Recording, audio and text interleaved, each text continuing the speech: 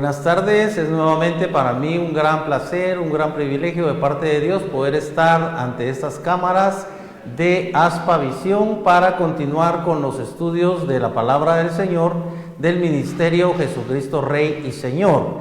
Recordarán que en la clase anterior hablamos sobre el tema de la justificación y quedó inconcluso, por lo que esta es la segunda parte. Espero que sea la parte final, porque ustedes saben que todos estos temas son muy complejos y algunos requieren de varias clases o de varias sesiones, y quisiéramos comenzar orando, pidiendo el respaldo del Señor. Señor Jesucristo, en esta tarde estamos aquí delante de ti para rogarte que nuevamente tú nos inspires, tú nos respaldes, tú nos unjas por medio de tu Espíritu Santo, y que envíes a tu Espíritu Santo para hacer la obra para la cual tú envías tu palabra, porque eso dice tu palabra, que tú eres el que envía esta palabra divina a los corazones de los televidentes y a los corazones de todos aquellos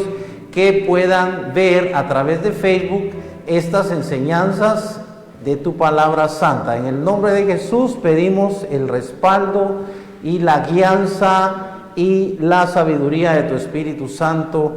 Amén. Recordarán ustedes que estábamos, por ejemplo, con el versículo de Romanos 5:1, que dice: justificados pues por la fe, tenemos paz para con Dios por medio de nuestro Señor Jesucristo. Y de esta palabra quisiera remarcar que tenemos paz para con Dios, porque lo que sucede realmente es que no hay paz entre Dios y la humanidad. La humanidad da por hecho que Dios es amor, y por supuesto que Dios es amor, y la humanidad da por hecho que Dios no es capaz o no sería capaz de mandarlo al infierno, a enviar al infierno a la humanidad, a condenar al hombre al lago de fuego y azufre del que habla Apocalipsis. Pero el problema es que la Escritura nos declara otra cosa. Como decía en programas anteriores, a veces interpretamos las Escrituras sentimentalmente y no consideramos qué es lo que dice la Escritura, no consideramos cómo piensa Dios. O sea, hay una mecánica, por así decirlo, del pensamiento de Dios. ¿Cómo piensa Dios? Ustedes saben que la mecánica se refiere a cómo funciona una cosa, una máquina, en este caso nuestra mente. Hay una mecánica de la mente humana, y habrá una mecánica, por ejemplo, de la mente de cada una de las diferentes especies, pero hay una mecánica de la mente de Dios. O sea, cómo funciona la mente de Dios, cómo ve las cosas Dios.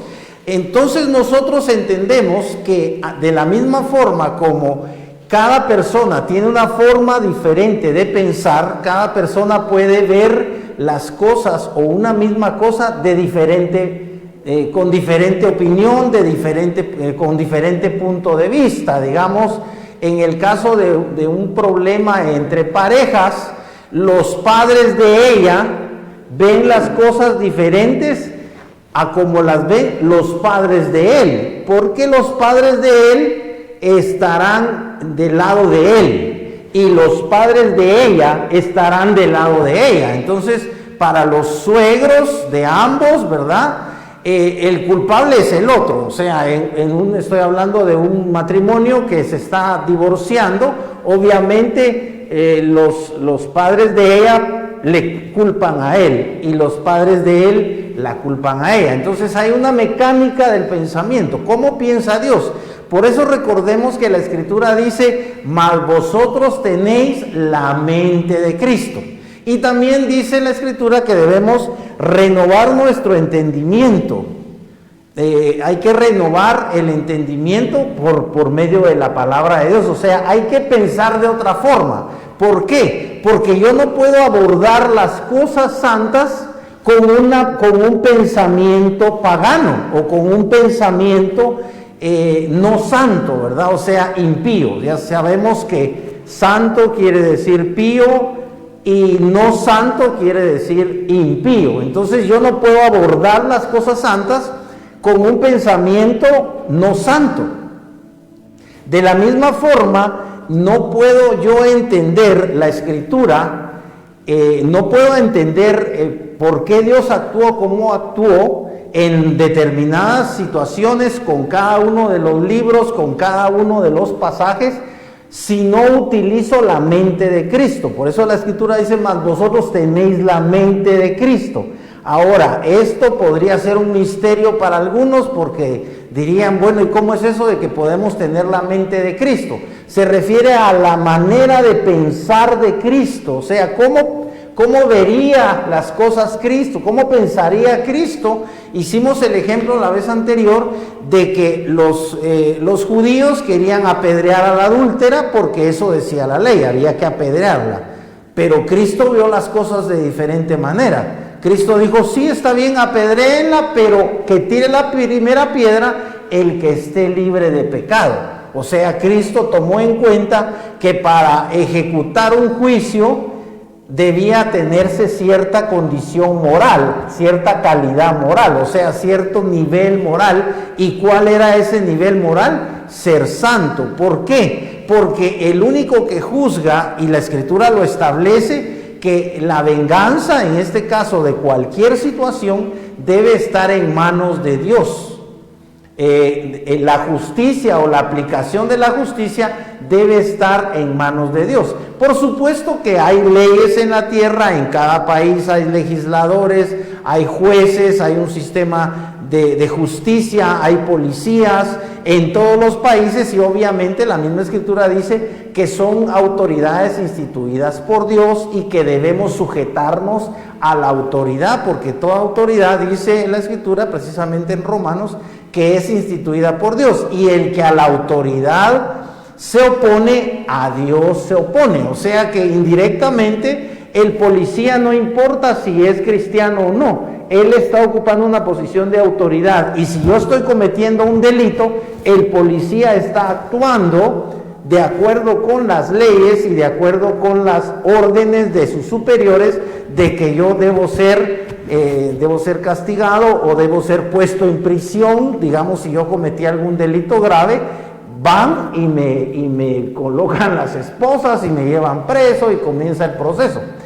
Pero volviendo acá, sucede que realmente solo se puede tener paz para con Dios por medio de nuestro Señor Jesucristo. Entonces, los que tenemos la dicha de conocer a Jesucristo, los que tenemos la dicha de habernos entregado a Jesucristo, de haberle recibido, de haber nacido de nuevo, de haber entendido el mensaje de salvación, de habernos arrepentido, de habernos bautizado, de empezar una relación de fe con Dios a través de la oración, a través del estudio de la palabra, a través de congregarnos, a través de ciertas prácticas que los que no están como nosotros dentro de la fe podrían considerar como religiosas, ¿verdad? Para ellos nuestra religión es evangélica, nosotros somos cristianos evangélicos, así como para nosotros hay otro tipo de cristiano, que es el cristiano católico, que tiene otros ritos. Obviamente tiene la misa no es un culto, es diferente, hay ciertas cosas que digamos que podrían ser parecidas, pero es diferente. Pero en las 1500 religiones o más de 1500 religiones que existen, obviamente hay 1500 formas de culto, entre comillas, o sea, de liturgias, de programas, cómo se realizan las cosas dentro de un culto o de una misa o de un acto religioso de determinada religión. Ahora, el punto central es que solo podemos tener paz para con Dios por medio de Jesucristo. Y si nosotros vemos este versículo desde otro punto de vista, tenemos que reconocer, al menos los cristianos, los que somos cristocéntricos, la iglesia evangélica, la iglesia cristiana, que no se puede tener paz para con Dios sin Jesucristo. Entonces, Ahora, la justificación, que es nuestro tema, la explica Pablo en el capítulo anterior, porque esto que leí está en el capítulo 5. Pero veamos algunas cosas que viene explicando Pablo en el capítulo 4. En el capítulo 4 y verso 3 leemos, porque ¿qué dice la Escritura? Creyó Abraham a Dios y le fue contado por justicia, y en el programa anterior vimos que esa expresión, le fue contado por justicia, también se refiere a que le fue atribuida la justicia, o sea que Dios nos puede atribuir esa justicia. Atribuir, y entendemos nosotros que realmente nosotros no somos justos, pero Dios nos atribuye la justicia.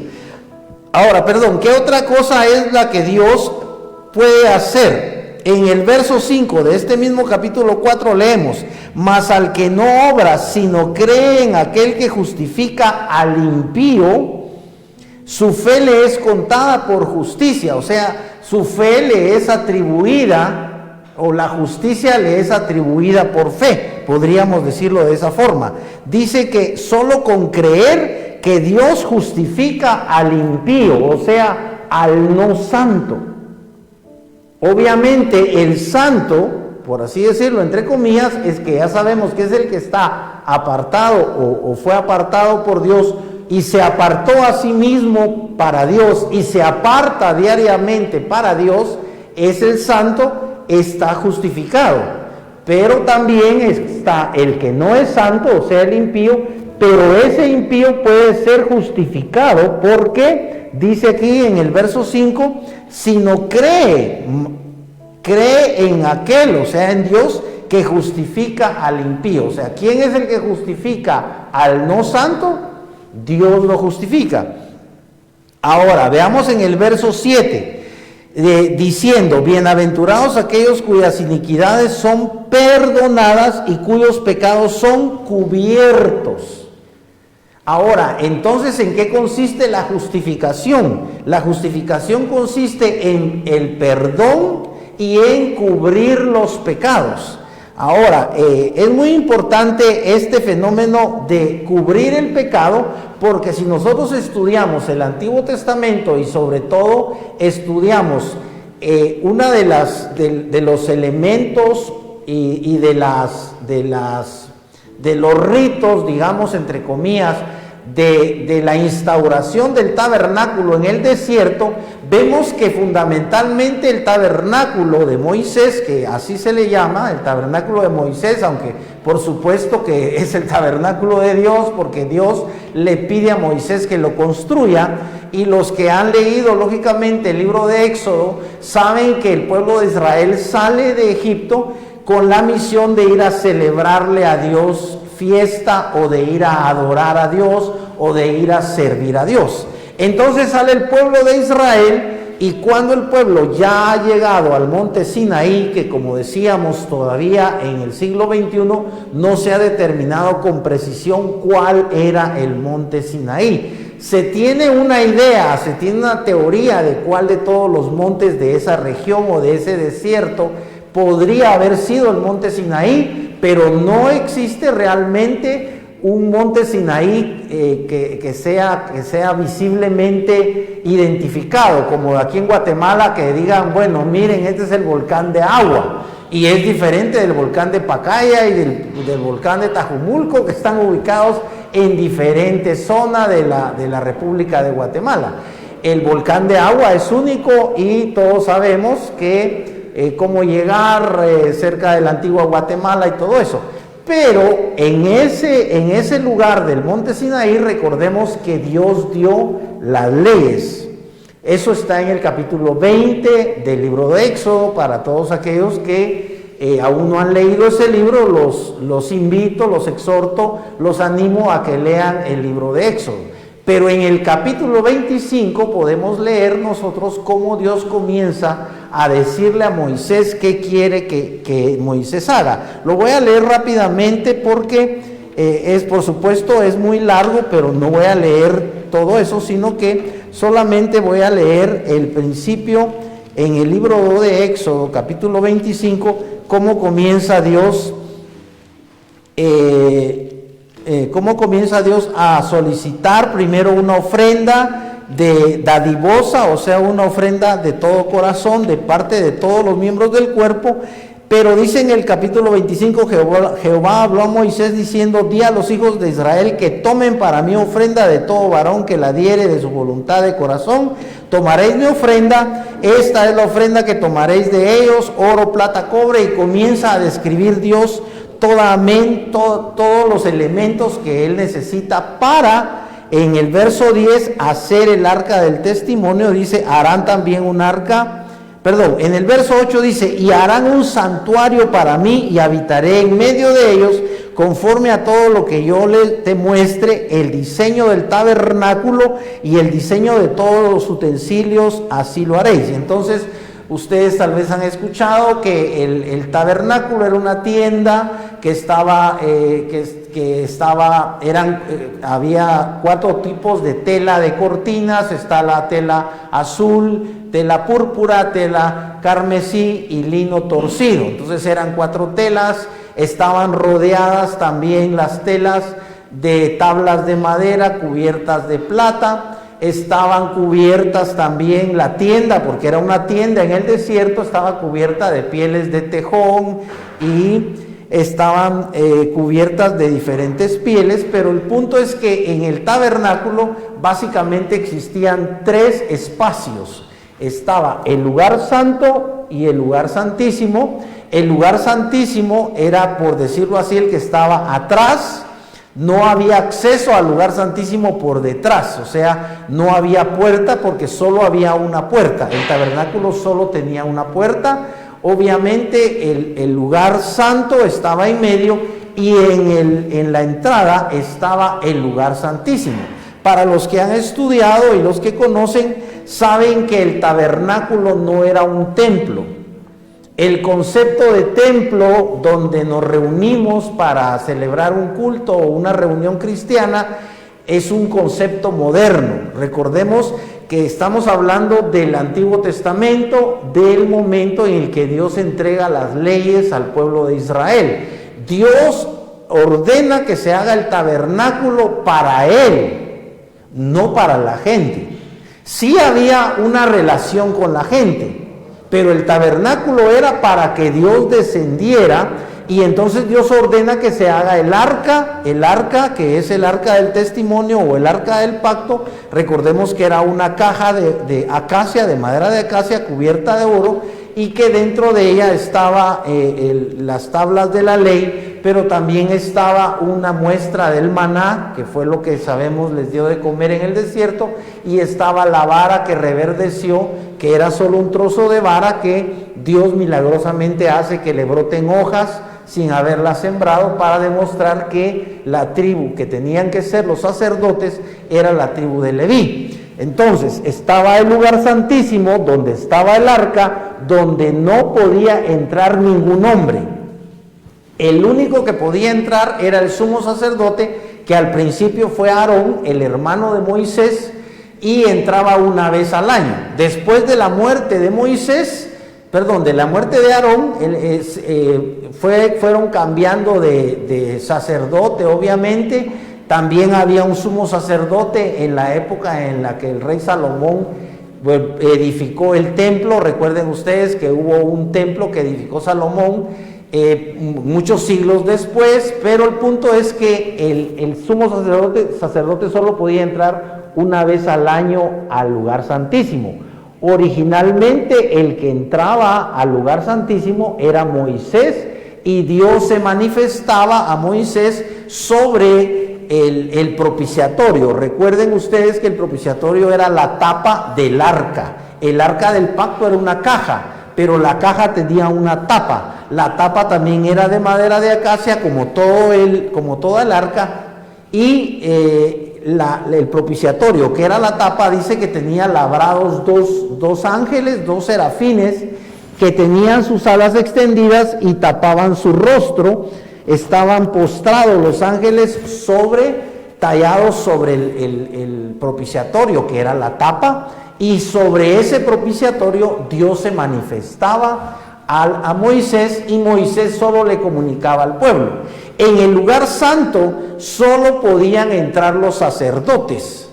Y en el atrio, que era, por así decirlo, la tercera parte del tabernáculo, solo se hacían los sacrificios por el pueblo, en favor del pueblo y en favor de los sacerdotes. Los mismos sacerdotes, por ser humanos y por ser pecadores, tenían obviamente pecados que debían ser perdonados, debían ser cubiertos, y en ese momento, cuando Dios instituye todos los ritos en relación a cómo debía hacerse los sacrificios, cómo debía ofrecerse los diferentes, valga la redundancia, las diferentes ofrendas por el pecado, por los diferentes tipos de pecado, porque se podía sacrificar corderos, se podía sacrificar becerros, se podían ofrecer incluso palominos, ¿verdad? O sea, palomas macho, se podían ofrecer incluso oblaciones, unas especies de tortillas que se podían ofrecer de harina. La cosa es que allí fue donde Dios estableció los diferentes, que es muy complejo, todos los diferentes sacrificios que podía haber, y todos tenían el objetivo de cubrir el pecado. Por eso aquí está hablando acerca, si volvemos a Romanos, en el verso 7, estamos hablando de bienaventurados aquellos cuyas iniquidades son perdonadas y cuyos pecados son cubiertos. Ahora, ¿quién establece las normas? ¿Quién establece, por así decirlo, las leyes del juego? O sea, ¿quién es el que dicta cómo se debe vivir? ¿Quién es el que dicta qué es lo que puedo hacer y qué es lo que no puedo hacer? ¿Qué es lo que debo hacer y qué es lo que no debo hacer? ¿Y cuáles son las consecuencias de hacer lo que no debía hacer o de no hacer lo que yo debía hacer? Por ejemplo, en la Escritura hay el caso de un hombre que Dios le quitó la vida porque se negó a engendrar, o sea, a hacer lo que hacemos los varones en nuestra esposa, engendrar un bebé. Ese varón dice que se negó y tenía, perdonen la palabra, tenía relaciones, pero él nunca quiso dejar embarazada a su pareja. Y eso generó en ese momento que Dios le quitara la vida. Fue uno de los casos de los cuales habla la Biblia, y nosotros a través de la Escritura vamos conociendo cómo piensa Dios. Ahora, ¿cómo ve Dios el pecado y cuál es el precio o la norma o el requisito que Dios pide para el perdón del pecado? Esa era una de los temas que estábamos viendo en la lección anterior, para explicar que el perdón es la remisión de los pecados.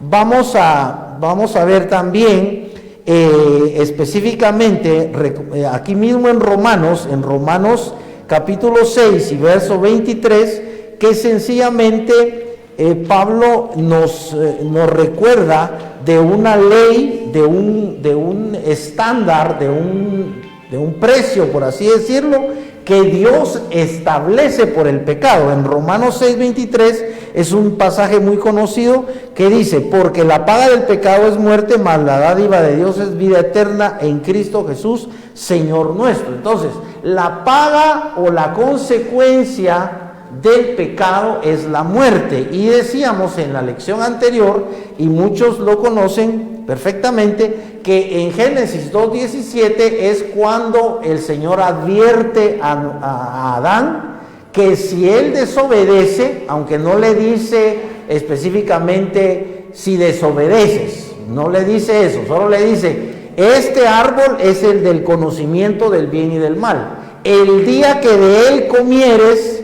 ciertamente morirás. Ahora, allí aparece específicamente la expresión ciertamente. ¿Por qué? Porque Dios no miente jamás. Dios es veraz, ha sido veraz y será veraz por la eternidad. Dios no miente jamás. El que miente es el hombre. La Escritura dice: sea Dios veraz y todo hombre mentiroso. Y sin embargo, los ateos y los enemigos de Dios y algunos que son peores que enemigos de Dios, que podríamos decir que es gente completamente diabólica, se atreven a cuestionar a Dios y se atreven a cuestionar, digamos, la perfección de Dios en relación a que le atribuyen, por ejemplo, le atribuyen pecado o le atribuyen mentira, pero por supuesto estas son personas que están del otro lado, ¿verdad? Que son personas que no aman a Dios, que no conocen a Dios, que aunque no lo crean, son del maligno, ¿verdad? Porque la Escritura lo dice claramente. Y nosotros estamos predicando un evangelio en el cual Dios está tratando de reconciliar al hombre. El hombre está en una situación espiritual fatal, en una situación espiritual terrible. El hombre está condenado sin Dios, sin Cristo. El hombre está condenado, porque dice claramente la Escritura: por cuanto todos pecaron y están destituidos de la gloria de Dios. Y ahora vemos que la paga del pecado es muerte, mas la dádiva de Dios, dice, es vida eterna en Cristo Jesús. Entonces, la paga del pecado es muerte, y resulta que todos somos pecadores, que todos pecamos, realmente todos, la Escritura también lo dice, estábamos muertos en delitos y pecados. Así que las personas que todavía no conocen a Jesucristo, que no han abierto su corazón, su vida, que no han entregado su alma, su espíritu y todo su ser a Cristo, que no han invitado a Jesucristo a morar en ellos, porque la Escritura lo dice claramente, que hay que recibirlo. A los suyos vino, mas los suyos no lo recibieron, pero los que le recibieron les dio ese milagro, y uno de esos milagros es la reconciliación. ¿Por qué? Porque esa atribución de la justicia, o sea, ese atribuirle justicia a alguien que no es justo, a alguien que es pecador, a alguien que es impío, a alguien que es por naturaleza malo, o sea, no hay justo ni a uno, o sea, no hay gente buena. La bondad, que es una virtud, solo la podemos recibir de Dios.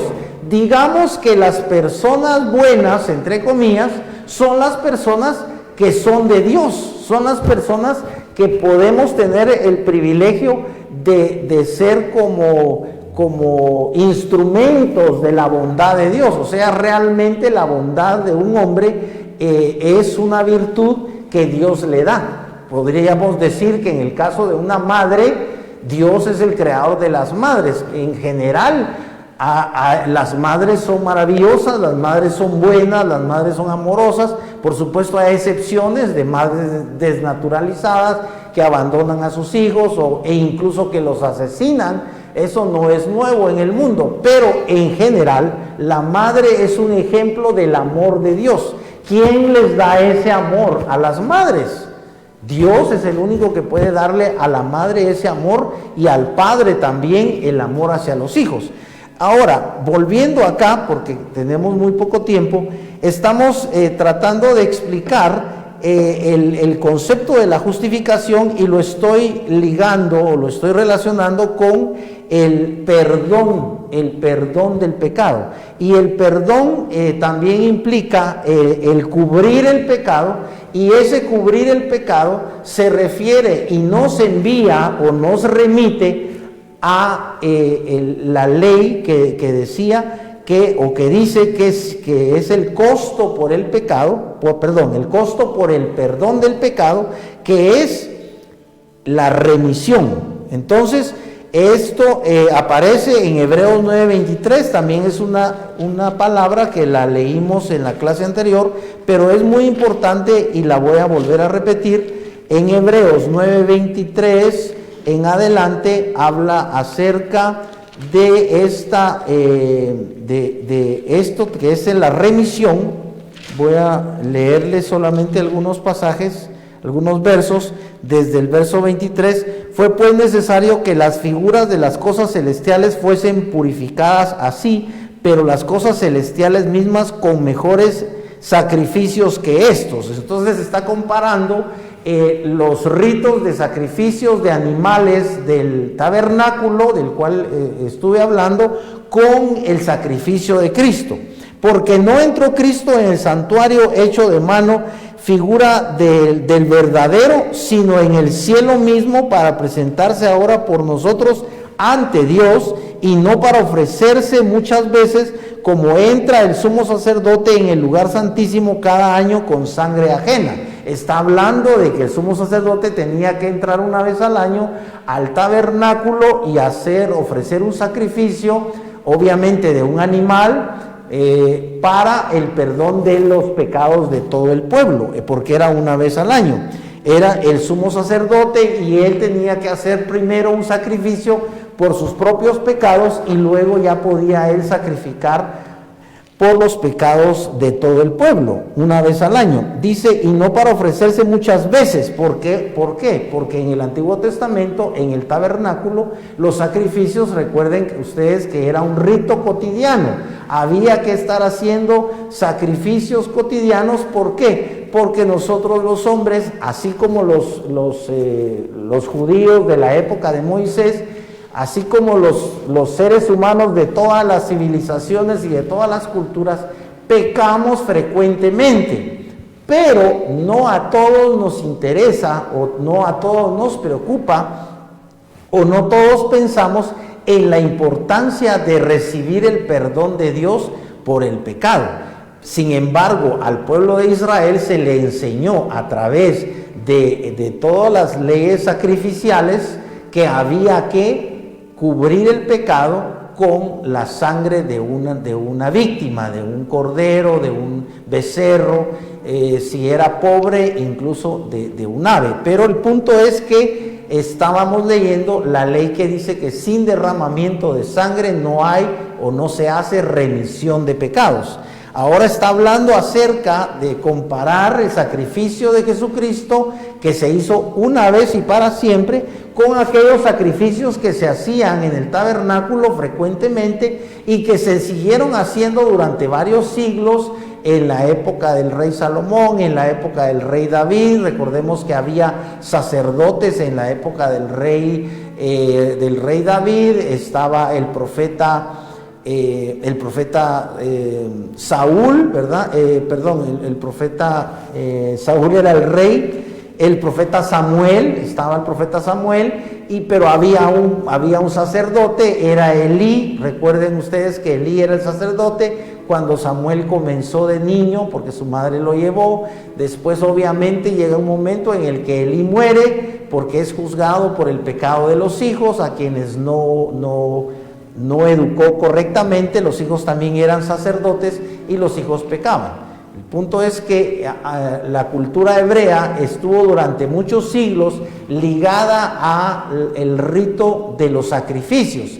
Cuando Jesucristo muere, efectúa el sacrificio de una vez y para siempre, pero los judíos, como no aceptaron a Cristo, como rechazaron a Jesús como el Mesías, para ellos Jesús fue un criminal, Jesús fue alguien que blasfemó, fue alguien que se hizo pasar por el Mesías, fue un falso Mesías. Para ellos Jesús no era el Mesías verdadero, para ellos Jesús no era el unigénito Hijo de Dios, para ellos Jesús fue un criminal, fue alguien que fue acusado de blasfemia, fue alguien que fue acusado de usurpar el lugar del rey, nada menos que del rey de Israel, que ya tenía rey. Estaba Herodes y sobre Herodes estaba el emperador romano. Entonces Jesús fue asesinado y los judíos continuaron con sus ritos, continuaron con sus sacrificios, continuaron, recuerden ustedes, con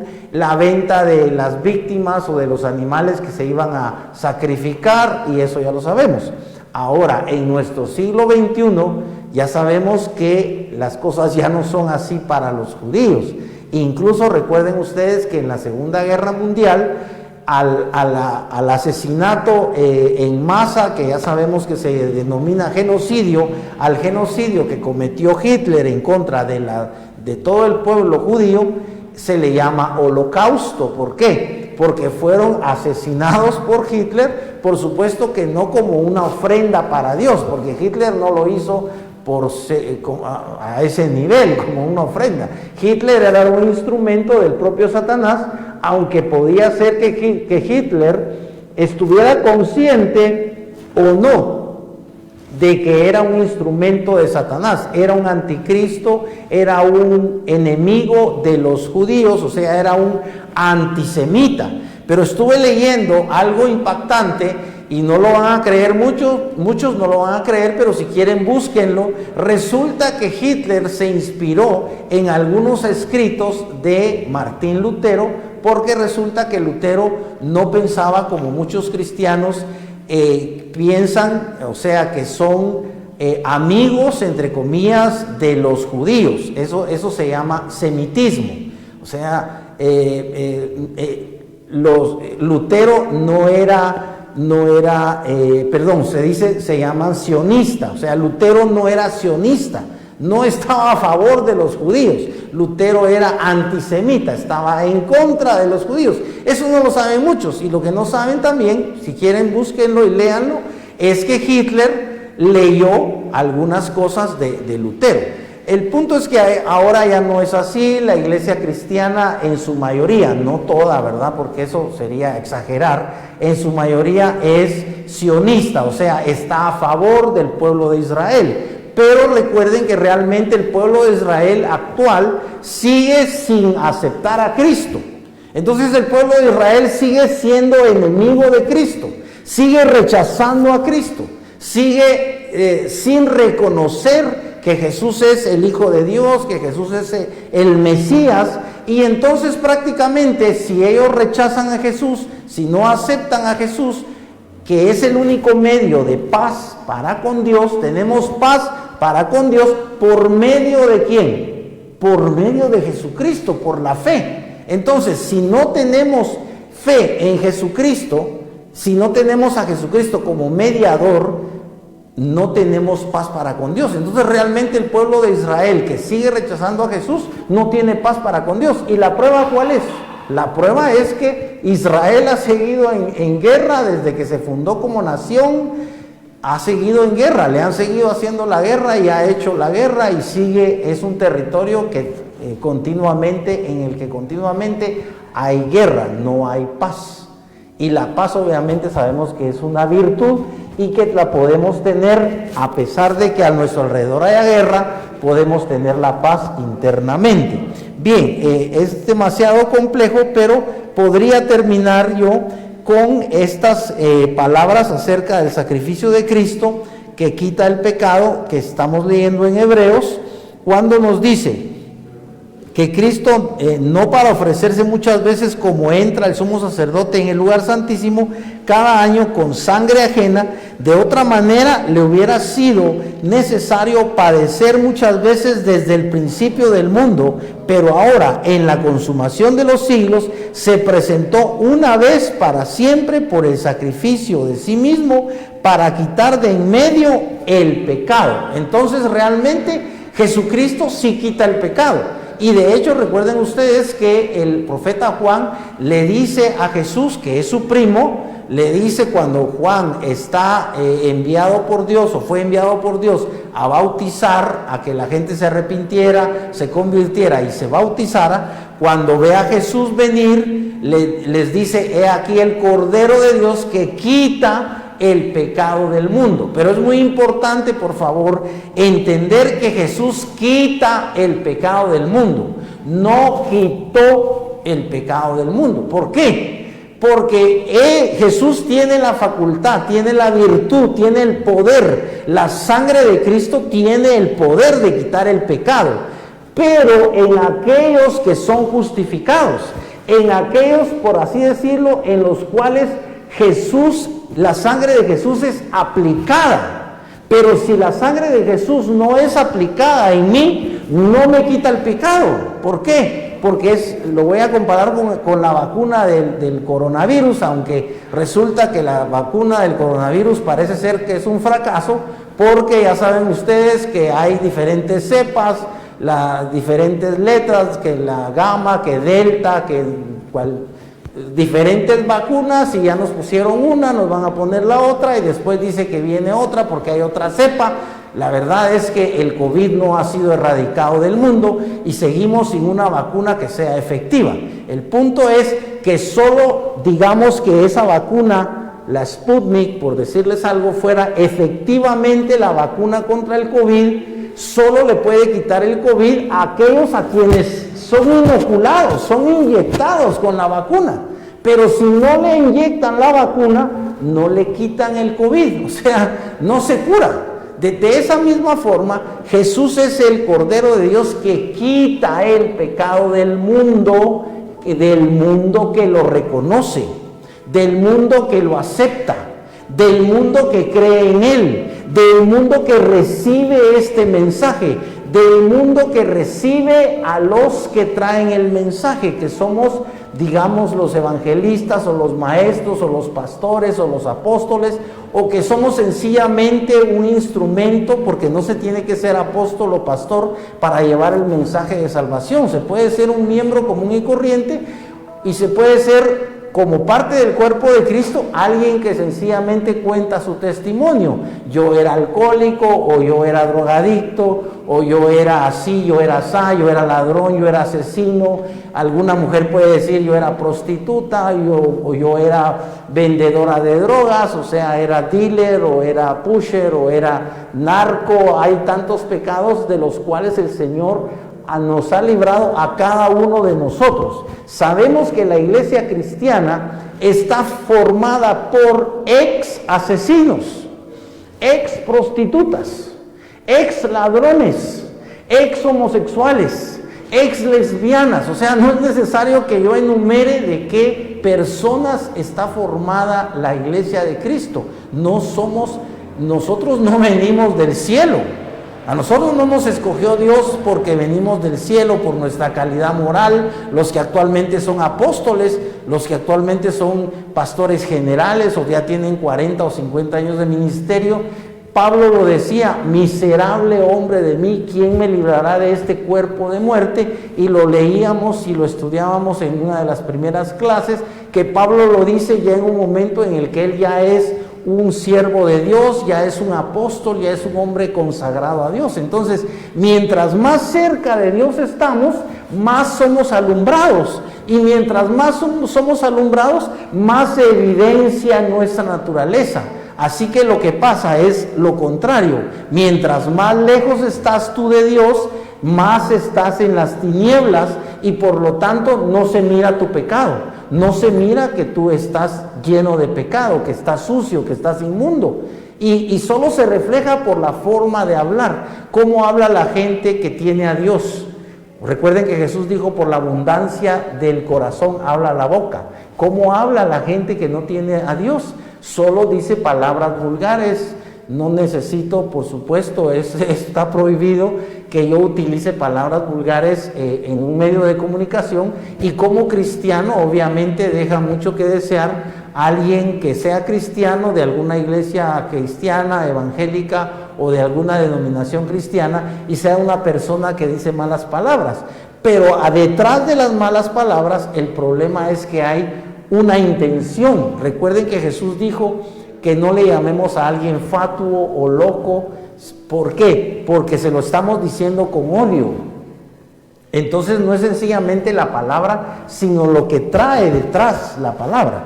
Pero para terminar acá, entonces, estamos viendo que en el verso 27 dice: y de la manera que está establecido para los hombres que mueran una sola vez y después de esto el juicio, así también Cristo fue ofrecido una sola vez para llevar los pecados de muchos, y aparecerá por segunda vez sin relación con el pecado para salvar a los que le esperan. Entonces yo estoy seguro que todos los televidentes que ya son cristianos, al igual que su servidor, esperamos a nuestro Salvador. ¿Cuándo viene? Algunos dicen ya viene pronto, miren las señales, el COVID es una señal. Pero ¿qué les dijo Jesús a sus discípulos? Nadie sabe la hora, ni el día, nadie lo sabe, solo el Padre en su sola potestad. Así que nos pueden decir: el COVID es una señal del final de los tiempos, Ya se está predicando el Evangelio en todo el mundo, por supuesto, a través de los medios de comunicación está llegando el Evangelio a todo el mundo, pero sabemos que el mundo sigue rechazando a Cristo, por supuesto. Hay miles, millones de personas que están recibiendo el Evangelio, que están entregándose a Cristo, que están teniendo la experiencia maravillosa que nosotros hemos tenido de poder sentir la presencia de Dios, de saber qué es realmente o cómo es la divina presencia del Espíritu Santo, cómo es o qué se siente ser quebrantado por la presencia del Espíritu de Dios, por la palabra de Dios, qué se siente que Dios te hable, qué se siente que alguien te dé una profecía y en tu espíritu tú sientas que es alguien que te está hablando de parte de Dios. Lo importante es que tú sientas en tu espíritu, que obviamente no es precisamente tu corazón, pero sí está en esta área, tú sientas en tu espíritu que Dios te está hablando, y Dios habla al hombre cada día, cada momento que el hombre lee la escritura, cada momento que alguien te lee un versículo o alguien te predica sobre algún versículo o te da alguna enseñanza o te cuenta su testimonio o te habla de Jesucristo. En cada momento que eso ocurre, Dios te está hablando. ¿Por qué? Porque si tú no has venido a los pies de Cristo, no has entregado tu vida a Cristo, tú no estás en paz con Dios, tú no te has reconciliado con Dios. Y el punto de esta enseñanza de la justificación es estar en paz con Dios. Hasta que Dios te justifique, entonces estarás en paz con Dios. ¿Y qué es esa justificación de Dios? Ya lo hemos dicho y he tratado de explicarlo, es atribuirte una justicia que no es tuya y que no es mía, porque tú y yo somos injustos. Entonces Él nos va a atribuir la justicia de Jesucristo a ti y me va a atribuir a mí la justicia de Jesucristo. ¿Y qué es la justificación? La justificación es la aplicación del perdón. Es la remisión del pecado. La remisión del pecado es quitar el pecado. En el Antiguo Testamento era cubrir el pecado, pero en el Nuevo Testamento, a raíz de que aparece Jesucristo, el profeta Juan dijo, el Cordero de Dios que quita el pecado del mundo. Ahora el pecado sí se puede quitar. En ese tiempo solo se podía cubrir, pero ahora el pecado sí se puede quitar, pero el pecado no lo puedes quitar tú, ni lo puedo quitar yo. Yo no te puedo quitar tus pecados y tú no me puedes quitar a mí mis pecados y tú mismo no te puedes quitar tus pecados a ti mismo, ni yo mismo me quito mis pecados. El que puede quitar los pecados es Cristo. Por eso la Escritura dice, es Cristo en vosotros la esperanza de gloria. El pecado se puede quitar, pero el único que puede quitarlo es Jesucristo, y el único elemento con el cual Dios mismo quita el pecado es con la sangre de Cristo. Así que la sangre de Cristo se puede aplicar, pero recuerden, es la sangre de Cristo, es la sangre del Cordero. El que lo puede aplicar y el que lo aplica es el Cordero de Dios.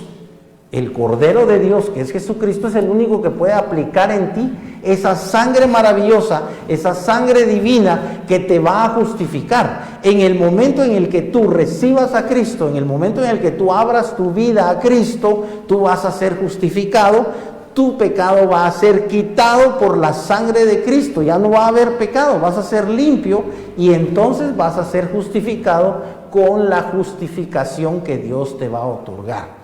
Muy bien, vamos a terminar en esta hermosa tarde orando, pidiéndole a Dios, dándole gracias en primer lugar y pidiéndole que los televidentes puedan abrir su corazón a aquellos que aún no han entregado su vida a Jesucristo, y dándole gracias a todos nosotros los que ya hemos recibido a Cristo. Padre, en esta tarde te damos gracias por tu palabra. Señor, te rogamos que tu palabra, que siempre es enviada con un propósito, pueda llegar al corazón de los televidentes, pueda ser una palabra directamente de ti, que sea una palabra, Señor, ungida por tu Espíritu Santo, que sea una palabra directamente de tu corazón, hacia el espíritu de los televidentes, que sea una palabra de salvación, Señor, que es lo que tú quieres dar, una palabra de reconciliación, una palabra de perdón, Señor, una palabra que permita que los televidentes que aún no conocen a Cristo puedan venir al conocimiento de Jesucristo, puedan ser engendrados hijos tuyos por la obra milagrosa, maravillosa y poderosa de la presencia de Jesucristo en el corazón, en el alma, en el espíritu de cada uno de los televidentes y de cada uno de los que abran y entreguen su vida a Cristo de todo corazón por la fe en este santo evangelio que está en las páginas de tu palabra, la Santa Biblia. Padre, te damos gracias por tu palabra y esperamos siempre ver con certeza los frutos de esta palabra. En el nombre poderoso de Jesús, amén y amén.